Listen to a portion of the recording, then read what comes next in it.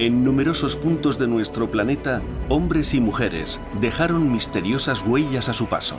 Son los geoglifos, dibujos en las colinas o en el mismo suelo, hechos por la mano del hombre. La mayoría de esos dibujos fueron borrados por el tiempo, pero algunos han atravesado la historia para llegar hasta nosotros. Para muchos es un auténtico milagro que aún podamos admirarlos. Nadie conoce el nombre de sus autores, por lo que todos están rodeados de misterios y leyendas. ¿Qué fue lo que impulsó a esos pueblos a lanzarse a crear esas enormes figuras y a dejar en el suelo un mensaje que atravesaría los milenios? Sabemos que los dioses y las diosas tenían una importancia considerable en un pasado lejano. En realidad, hacer las figuras, los trazos en el terreno no es muy difícil, pero la planificación a gran escala es un trabajo impresionante. La civilización nazca, que se conoce sobre todo para las líneas, no ha producido solamente esto. Es un icono, es único. Despierta mucho interés y genera muchas historias. Es una enigmática figura, no se conoce cuál es el tiempo o quién lo construyó. Es imposible saber con certeza por qué fueron creados, por lo que sin duda son básicamente un misterio. Huellas terrestres vistas desde el cielo. El enigma de los geoglifos.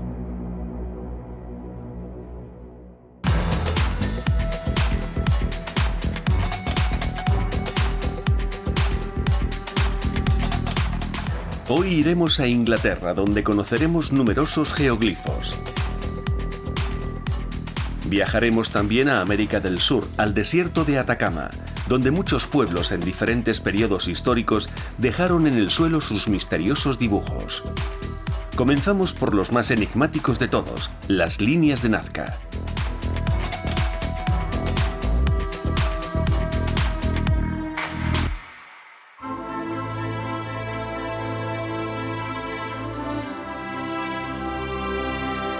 Miles de turistas recorren todos los años estas rutas a través del desierto de Atacama, en Perú, para conocer uno de los mayores misterios de la historia de la humanidad. Entre todos los geoglifos del mundo, las líneas de Nazca son los más famosos. Sin embargo, cuando llegamos al lugar, solo encontramos una llanura desértica, una confusión de piedras y de polvo sin el menor rastro de vegetación ni de un tesoro arqueológico. Es necesario subir a una plataforma para vislumbrar una pequeña parte del rompecabezas que nos espera.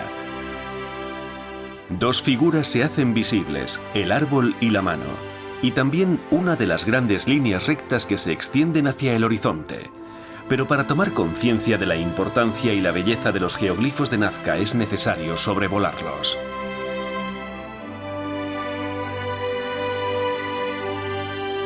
El aeroplano, la única forma de ver bien las líneas, está muy solicitado. El aeropuerto de Nazca se ha convertido en el segundo más importante de Perú. Es posible ver las líneas desde una colina alta, pero para mí la visión más auténtica de las líneas seguramente es verlas desde el cielo. Para ver mejor las formas de los dibujos, es mejor hacerlo desde un avión. Nosotros venimos de Corea. Después de 45 minutos de espera, por fin veremos las líneas desde el avión. He visto muchos reportajes y fotografías. El misterio es de dónde vinieron, quiénes las hicieron y cómo. Puesto que nunca nadie ha sabido explicar científicamente qué son, qué representan y por qué. Entonces, personalmente lo que intentaremos es averiguar un poco qué representan estas líneas, ¿no?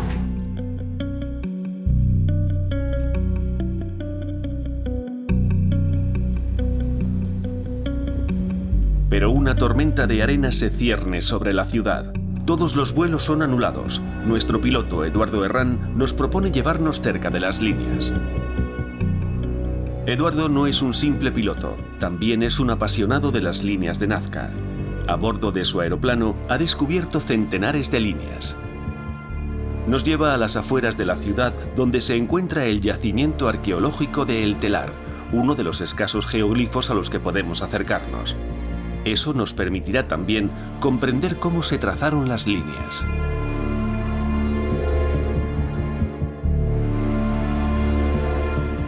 En realidad es muy fácil. Se ponen las rocas a los costados y se barre el centro. Eso da como resultado que la capa, que tiene un mayor contenido de una especie de arcilla blanca, resalte con lo oscuro de la superficie. Así están hechas todas las líneas. No es difícil hacer la línea. La mayoría de las líneas podrían haberse realizado con estacas y cuerdas, pero su precisión demuestra que la civilización nazca dominaba las matemáticas.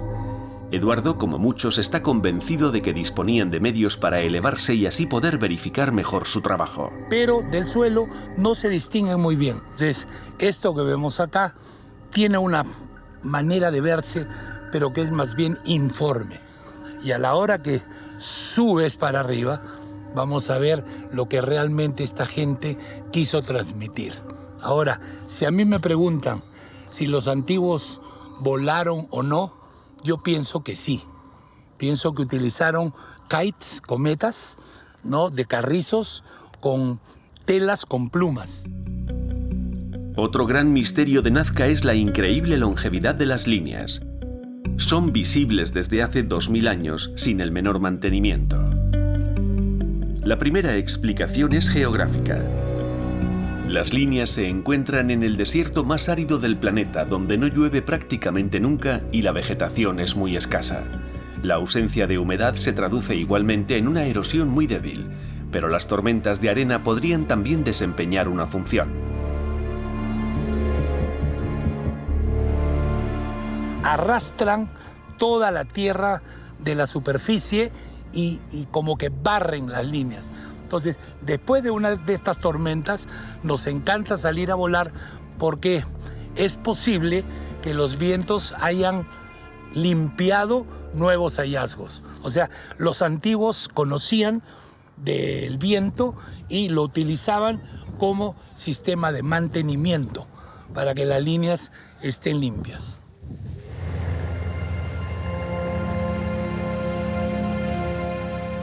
A la mañana siguiente la tormenta de arena se ha calmado y en el aeropuerto los vuelos se reanudan poco a poco.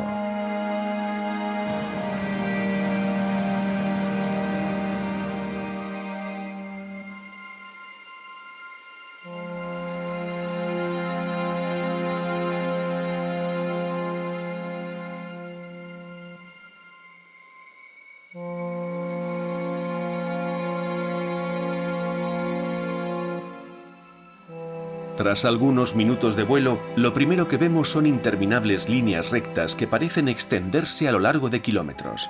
También observamos dibujos más pequeños, algunos de los cuales representan animales. El mono, la araña y también el colibrí son algunos ejemplos entre los cientos de geoglifos que encontramos en el desierto. Todos los visitantes que sobrevuelan las líneas se hacen las mismas preguntas. ¿Quién las hizo? ¿Por qué? ¿Cómo pueden ser los trazos tan precisos, tan rectos? ¿Y cuál era la importancia de esos símbolos? ¿Por qué esa tradición ha sobrevivido más de 1000 años? Y cada cual en Nazca tiene su propia explicación sobre el origen de las líneas. Las líneas rectas habrían servido de caminos sagrados o de lugares de encuentro para ceremonias y sacrificios. Otros piensan que era una forma de adorar las montañas. Una hipótesis lanzada por un escritor es que podrían ser pistas de aterrizaje usadas por los extraterrestres, hipótesis reforzada por este misterioso dibujo en la ladera de la montaña que podemos interpretar como un extraterrestre o un hombre con cabeza de lechuza. Miremos ahora lo que es la pampa a escala, ¿no? Esta es la zona comercial, donde se hacen todos los vuelos. Aquí tenemos al mono, el perro, el colibrí, y esto representa solamente el 10% de lo que es el gran monumento. Entonces, es que estamos frente a un documento, un libro gigantesco. Para comprender mejor las líneas de Nazca vamos a intentar conocer otros geoglifos del planeta. Aunque las líneas de Nazca son las más famosas, no son las únicas. También existen geoglifos en Inglaterra llamados hill figures, figuras de colina que se cuentan por docenas.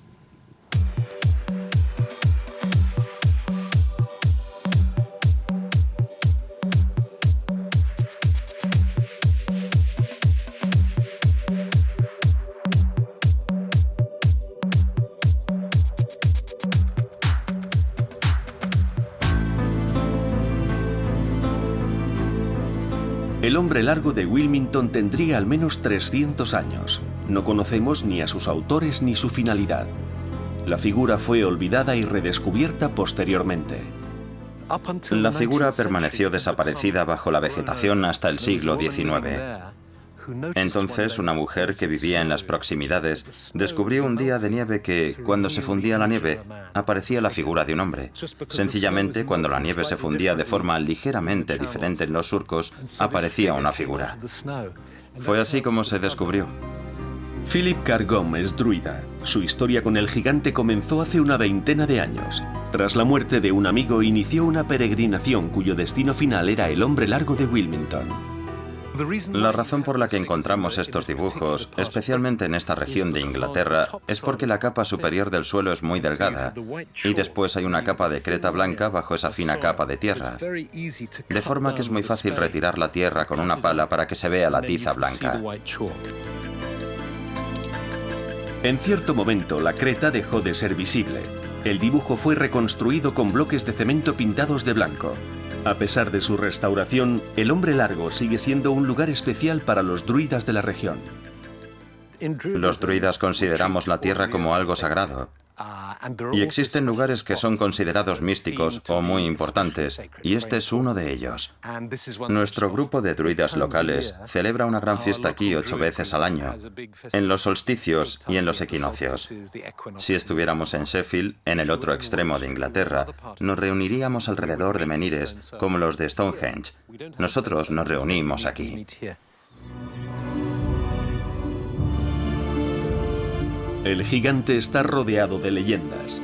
¿Podría ser un enamorado rendido que llora la muerte de su Dulcinea? ¿Un gigante caído, alcanzado por una piedra lanzada por un congénere? Es difícil saber quién lo hizo y por qué.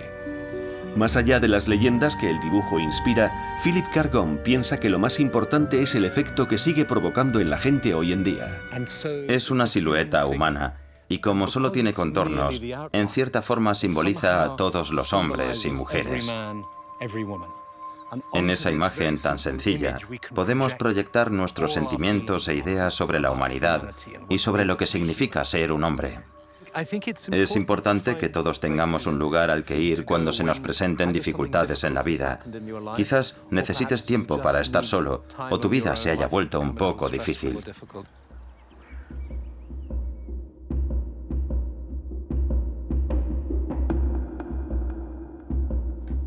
Los geoglifos podrían, por tanto, desempeñar una función espiritual para el ser humano. En Chile, algunos luchan por proteger este culto milenario.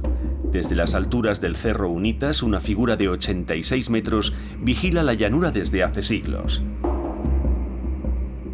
El gigante de Atacama fue realizado antes de la llegada de los españoles al continente, entre el año 1000 y el 1400.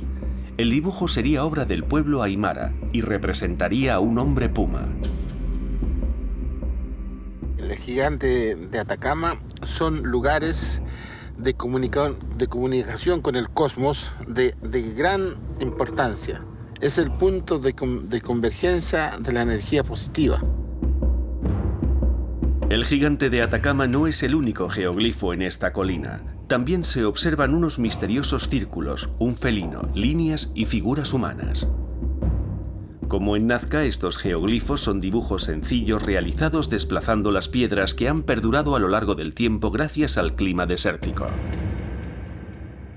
La cultura aymara que está detrás del origen de estos dibujos es un pueblo de 22 millones de personas repartidas por Chile, Perú, Bolivia y Argentina. La cultura aymara se caracteriza por su profundo respeto por la naturaleza, en especial por la madre tierra, la Pachamama. Javier Vilca pelea por salvar y transmitir su cultura. Mucho antes, nuestros ancestros seguramente de ahí hacían ofrendas a la naturaleza para llamar lluvia, para pedir por abundancia, para calmar tormentas, para disminuir sismos, seguramente porque nuestra cultura se manifiesta en forma íntegra en una convivencia, en armonía y con respeto a la naturaleza. Durante siglos se podía acceder libremente al gigante y también caminar por sus líneas, pero el turismo y la irresponsabilidad de algunos hicieron que fuera necesario protegerlo. Desde hace algunos años está prohibido acercarse a él. No se puede subir al cerro. A mí me gustaría subir arriba y ver qué hay. Solamente desde la distancia se nota que hay una señal ahí, pero ¿qué es lo que es? Me gustaría verlo para definir claramente. Debiera haber una mesa que llamamos nosotros, que es un lugar donde se elegía, elevaba las oraciones y se entregaba las ofrendas. Pero bueno, ya llegará el momento en que volverá nuevamente a la posesión de los indígenas, que son sus verdaderos herederos de esta cultura. Tras la llegada de los españoles, los sucesivos regímenes políticos intentaron acabar con la cultura aymara. Javier Vilca lucha cada día por transmitir su cultura a las nuevas generaciones. Pero es difícil hacerse escuchar y conservar las tradiciones. Es una compleja visión del mundo que es necesario enseñar de nuevo a los más jóvenes. Nuestros ancestros, antes de ir a pescar, hacían su collita, su mamacota con su coquita, decían, y entraban al mar y pescaban rápido, venían al tiro con su pescadito. ¿Por qué? Porque le están pidiendo permiso a la mamacota, al mar, para que les dé su bendición. Y salían rápido su bendición. Entonces también es una fuente de alimento. El mar también nos alimenta tremendamente grandioso. Y por eso que también hay que quererlo, hay que cuidarlo, porque el mar nos beneficia a todos, pues.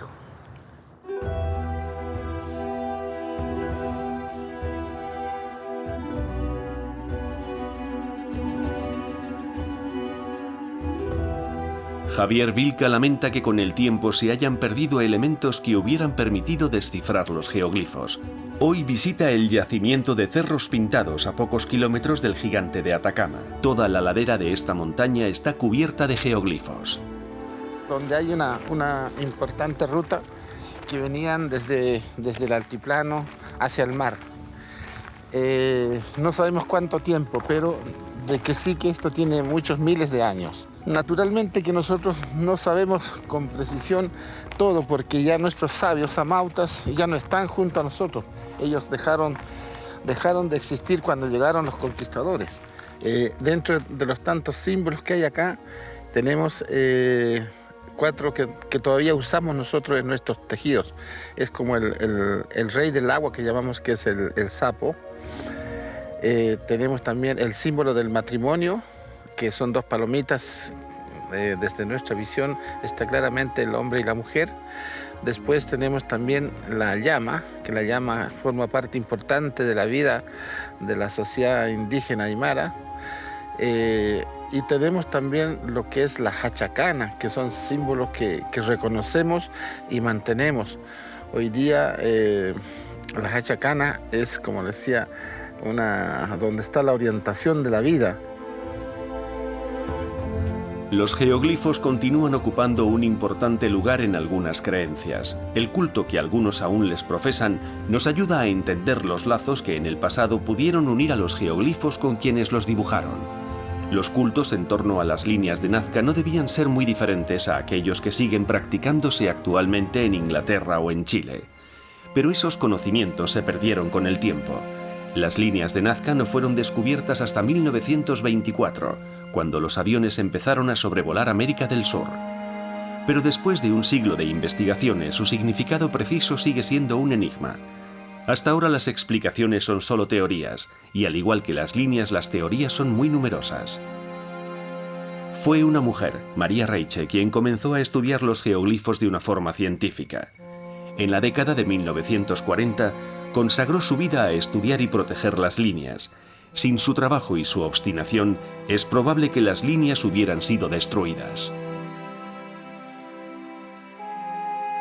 Tras muchos años de estudio, María Reiche propuso una teoría. Las líneas serían una especie de calendario astronómico y su emplazamiento estaría determinado por las estrellas. En efecto, María Reiche descubrió numerosas líneas orientadas en dirección al solsticio, como la recta que atraviesa el dibujo de la araña. Entonces, ¿Podrían ser las líneas de Nazca un inmenso calendario dibujado en la Tierra?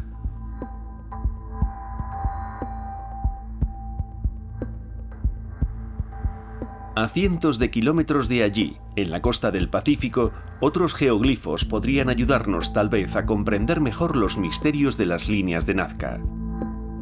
El candelabro de Paracas está situado en el centro de un parque nacional. Es imposible acceder a él por tierra. Solo se puede llegar en barco, como hacen cada año miles de turistas.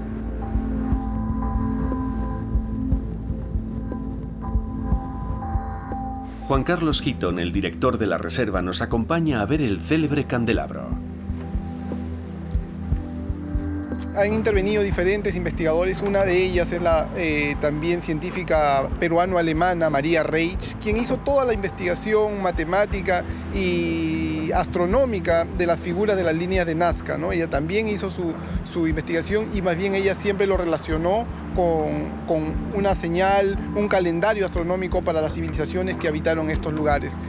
Esta figura en ese contexto se asocia también a la civilización Nazca, a la cultura Nazca. Esta figura tiene mucho parecido y articulación astronómica ya por otros científicos con las líneas de Nazca. El candelabro tiene, en efecto, todos los atributos de una brújula. Esta podría ser la Cruz del Sur vista de día. Tiene la misma dirección, la cumbre del candelabro señala el sur y la base señala el norte y está ubicada de forma exactamente igual, según los reportes de María Reich, ¿no?, que la Cruz del Sur. Entonces este podría ser un referente de navegación durante el día. Entonces podríamos decir también de que este puede funcionar como un sistema de baliza. Esta sencilla señal en la arena es visible desde alta mar, a 20 kilómetros de distancia. Pero es imposible saber si fue hecha por navegantes antiguos o por piratas del siglo XVII. No se conoce con exactitud la fecha, pero por estos datos de estos científicos podríamos decir que tiene unos 10.000 años de antigüedad o 500 años antes de nuestro tiempo, ¿no? Principalmente, y los antiguos peruanos igualmente han sido navegantes, pre-incas, incas, han sido muy buenos navegantes. Todo el litoral del territorio peruano y sudamericano han sido recorridos por antiguos peruanos. La gran mayoría de las líneas no señalan a ninguna estrella o constelación. Pero como los geoglifos son casi siempre visibles desde muy lejos, a menudo habrían desempeñado el papel de poste indicador. Y no solo en el desierto.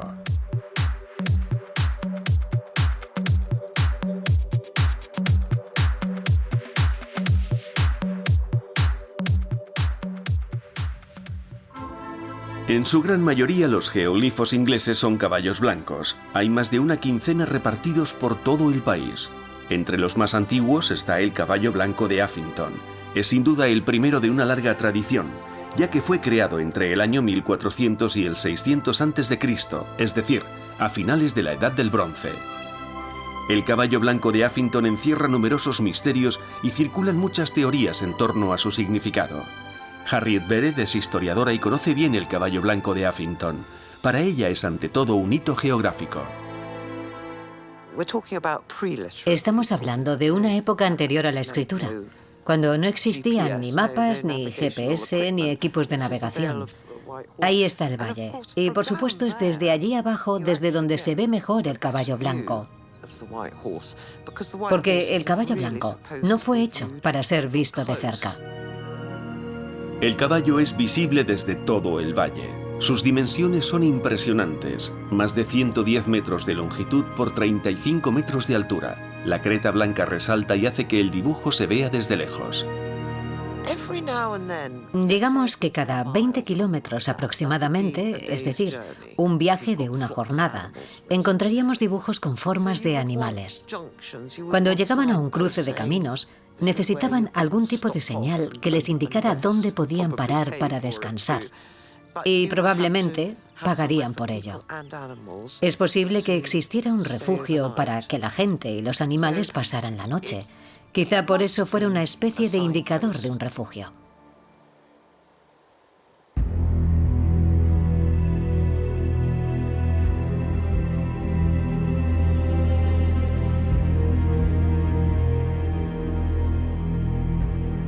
Durante la Segunda Guerra Mundial el caballo fue cubierto con lonas ya que era demasiado reconocible para la aviación enemiga. Existe una segunda hipótesis acerca de lo que representa. Puede que no sea un caballo. Probablemente sea un dragón. No lo llamaban Pelarus, lo llamaban Draconus. Draconus significa dragón. Y pensamos que desde el punto de vista de la orientación, el dragón era un símbolo importante. Es por esa razón por lo que creemos que más bien sería un dragón y no un caballo. Andrew Foley es el conservador del monumento. Conoce muy bien la leyenda y lo que le sucedió al dragón con la llegada del cristianismo. San Jorge y el dragón combatieron aquí. San Jorge ganó, mató al dragón. La sangre que derramó era tan tóxica que quemó la hierba que había debajo. Y por esa razón tenemos ese dibujo. Allí no crece nada a causa de la sangre del dragón.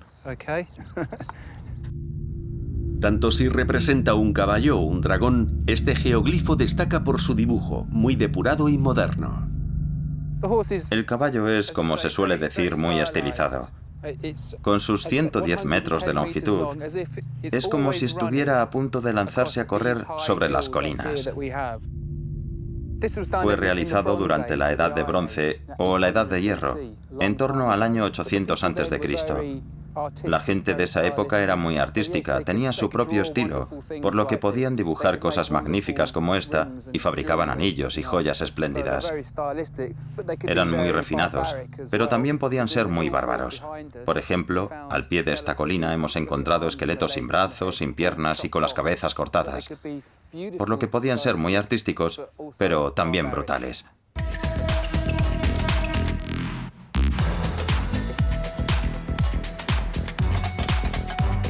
Los geoglifos están rodeados de misterios y leyendas, pero siempre es difícil encontrar la verdad entre las diferentes teorías.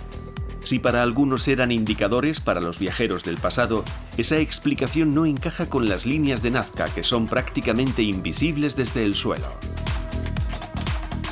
Por otro lado, a los arqueólogos les interesa la relación especial que la civilización nazca mantenía con el agua. De hecho, una de las teorías relaciona las líneas con la irrigación.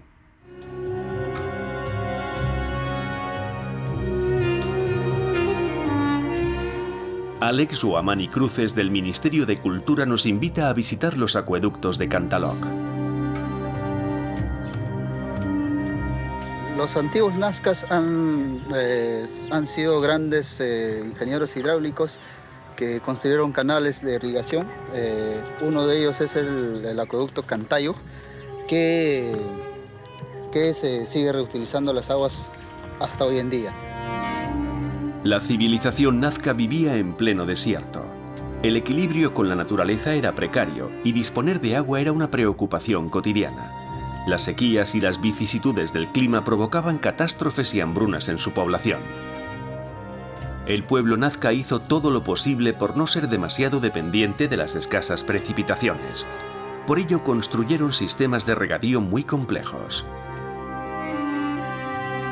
El dominio de la irrigación permitió a la civilización nazca desarrollar su agricultura, favoreciendo un crecimiento demográfico espectacular para un medio desértico.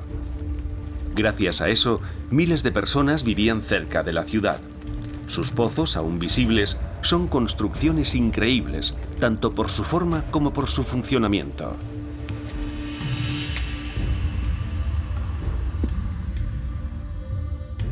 Tiene la forma de forma espiral con accesos, ¿no?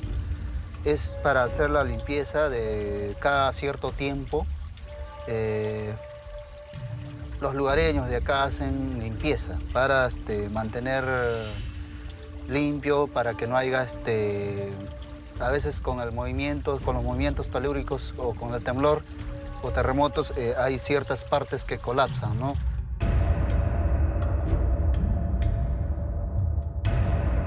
La forma en espiral no solo facilita el mantenimiento de los conductos subterráneos, sino que también aseguraba el acceso a muchas personas al mismo tiempo. Para los defensores de la teoría del agua, algunas líneas de la superficie seguirían las fuentes de agua subterránea. Otras señalan el emplazamiento de la capa freática. Los cultos que se realizaban sobre las líneas servían para llamar a la lluvia y también para dejar sus ofrendas y pedir un clima más propicio.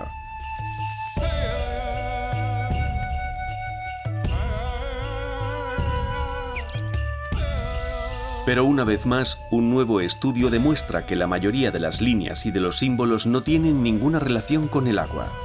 Aunque el agua era vital para la cultura nazca, no fue la razón principal para la creación de las líneas.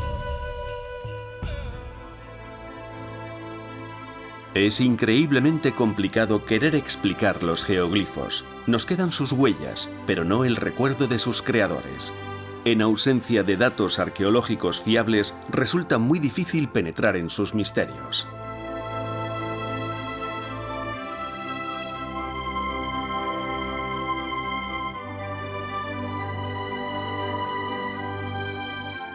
El pequeño pueblo de Cerne Abbas, en Inglaterra, también tiene un geoglifo dibujado sobre la creta.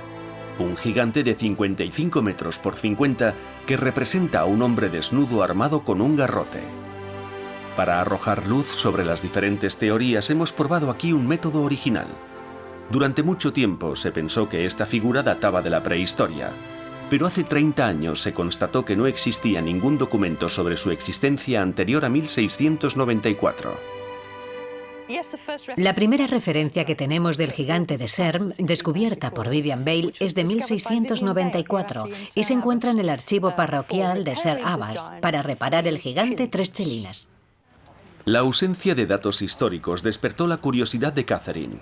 Catherine Barker trabaja en la Universidad de Bournemouth, donde decidió organizar un congreso en el que los diferentes especialistas defendieron sus opiniones acerca del origen del gigante.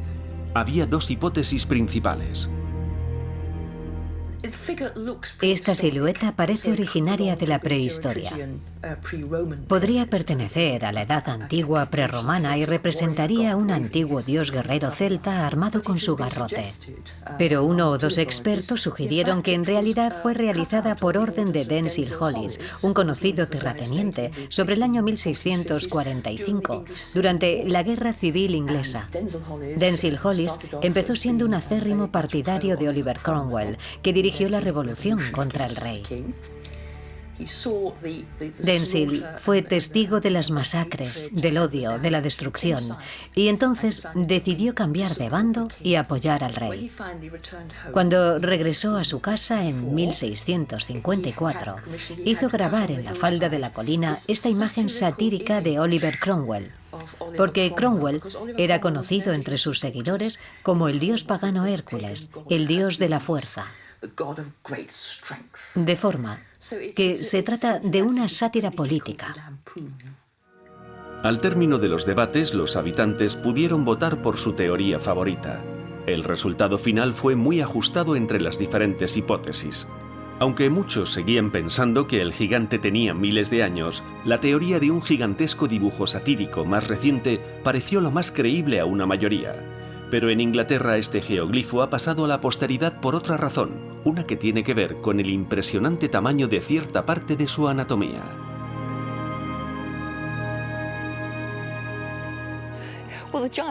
El gigante, por supuesto, representa... Bueno, es la imagen de un hombre fértil, la imagen de la fuerza del hombre, de su virilidad. Y es normal que a menudo vengan a ver el gigante parejas de enamorados o mujeres que tienen problemas para quedarse embarazadas. Quizá funcione.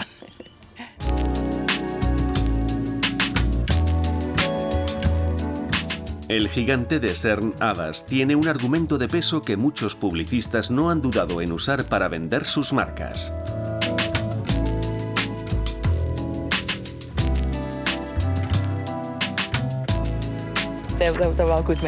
Aquí tenemos otra. Su imagen se usa para todo tipo de cosas. Se dice de él que es el único objeto pornográfico que ha sido aceptado por las oficinas de correo y las oficinas de turismo. Se utiliza mucho en este tipo de contexto.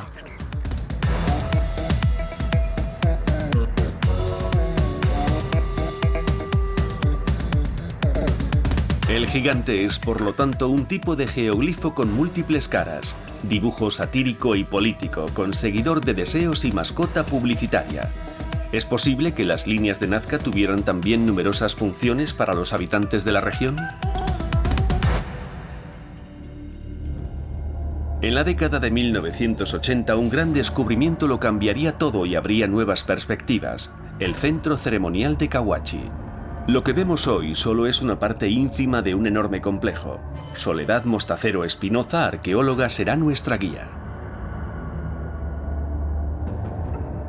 Las excavaciones en Cahuachi inician en 1982, pero toda esta área estaba totalmente cubierta. A la actualidad se presume que solamente se ha excavado un 5% de la totalidad de lo que sería el complejo arqueológico de Cahuachi, ¿no? Pero sí, efectivamente, falta más por descubrir, falta más por excavar. Con escasos medios, los arqueólogos avanzan lentamente en el yacimiento, pero ya han logrado definir su uso. Cahuachi no era una ciudad-fortaleza como se pudo pensar cuando fue descubierta. Fue un centro religioso que tuvo una importancia increíble en su época. 24 kilómetros cuadrados que acogían a millares de peregrinos cada año, el equivalente a la época de la Meca o el Vaticano. Entonces, los geoglifos se encuentran ubicados hacia el frente.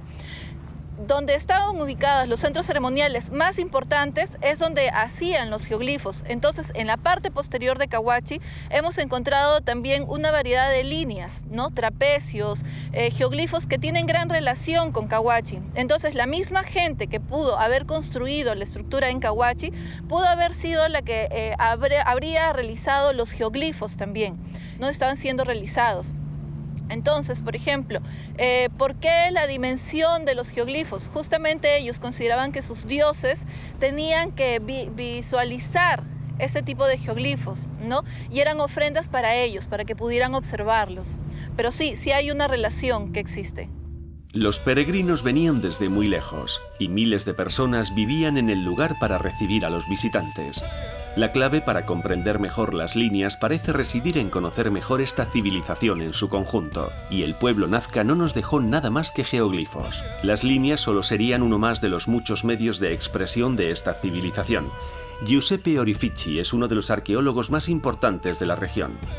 La civilización nazca, como hemos visto, es una civilización particularmente impresionante porque ha tenido muchos elementos de expresión muy diferentes, desde los geoglifos hasta la cerámica, hasta los otros sistemas expresivos que nos muestran la grandeza de esta gran civilización que por casi 1000 años se ha basado sobre una teocracia que ha dominado un territorio muy grande. La civilización nazca estaba muy avanzada, no solo en irrigación, también en arquitectura, matemáticas, música, agricultura y cerámica. Los temas iconográficos que encontramos en la línea de Nazca que nos muestran también una capacidad muy grande de reproducción en escala, porque eran dibujos que iban a ser reproducidos en macro incisiones. La iconografía de la cerámica la encontramos también en la reproducción en las líneas.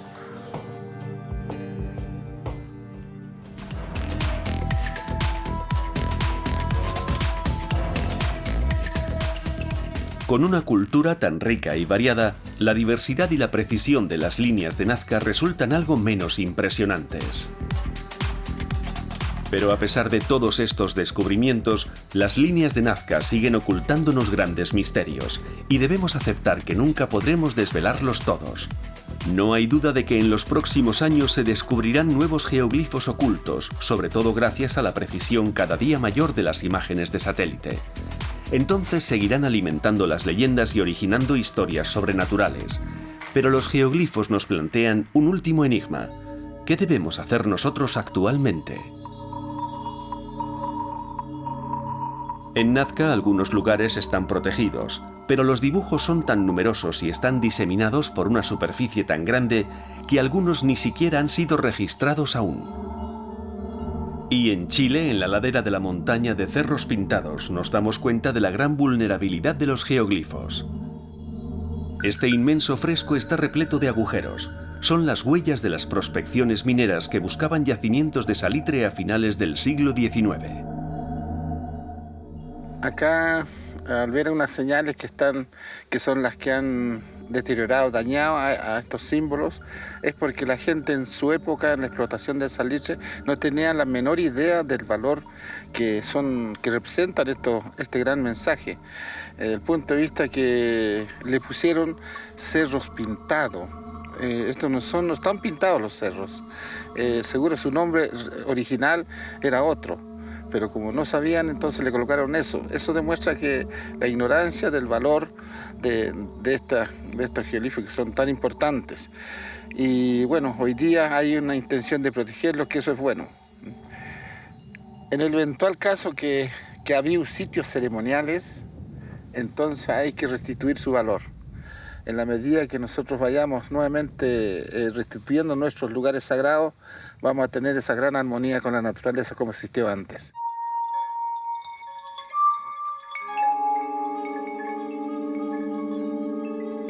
Pero proteger no es suficiente. La mayoría de los geoglifos corren peligro de desaparecer si no son mantenidos.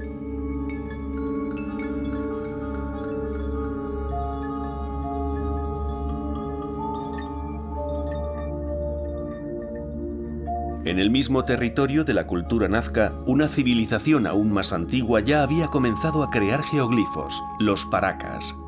Estas figuras habían desaparecido prácticamente y resultaban muy difíciles de ver. Entonces se inició una campaña de restauración.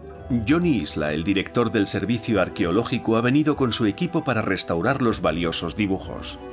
Y lo que vamos a hacer es tomar unas fotografías con escala y después estos montones de piedras aquí no estaban originalmente, entonces las vamos a retirar.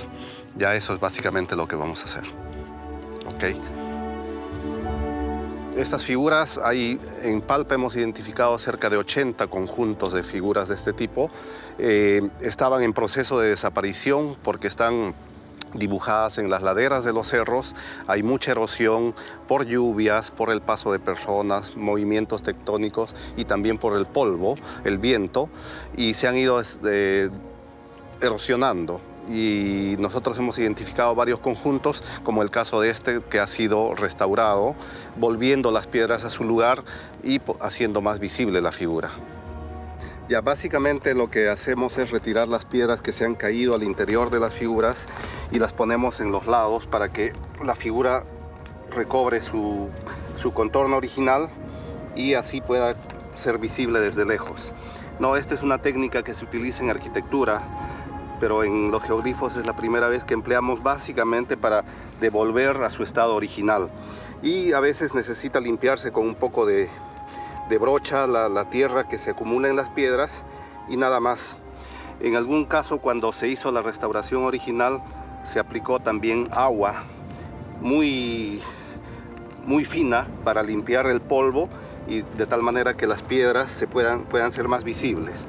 Eso es todo, es una técnica bastante sencilla, pero que toma mucho tiempo.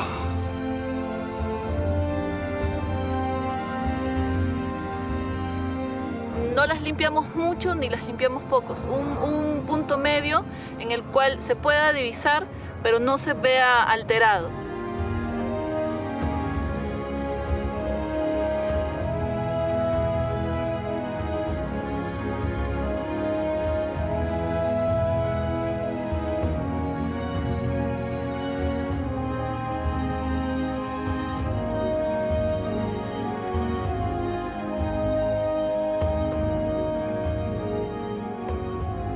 El mantenimiento y la restauración también forman parte del día a día alrededor del caballo blanco de Uffington.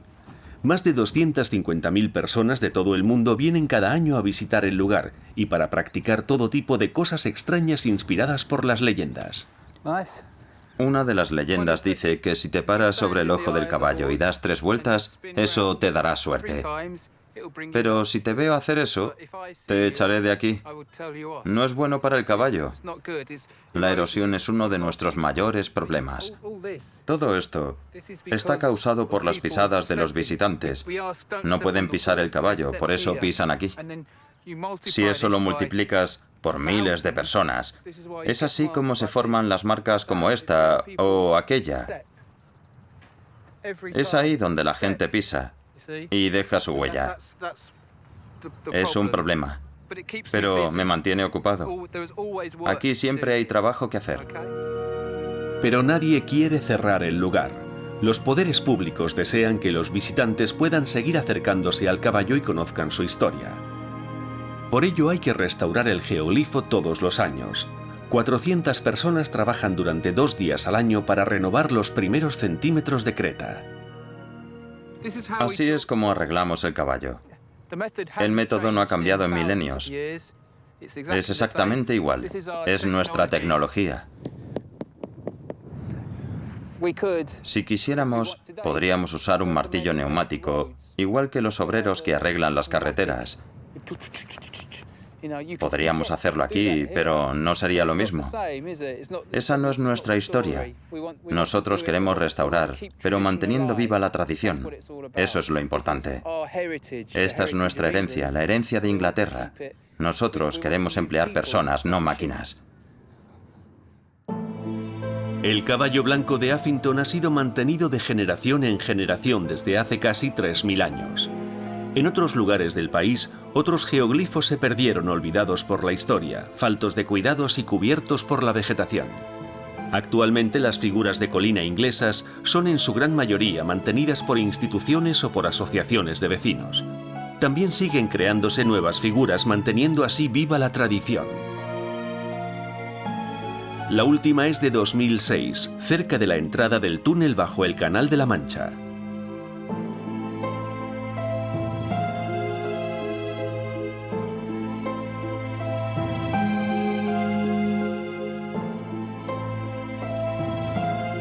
En 1990, Catherine puso en marcha también un proyecto con sus alumnos.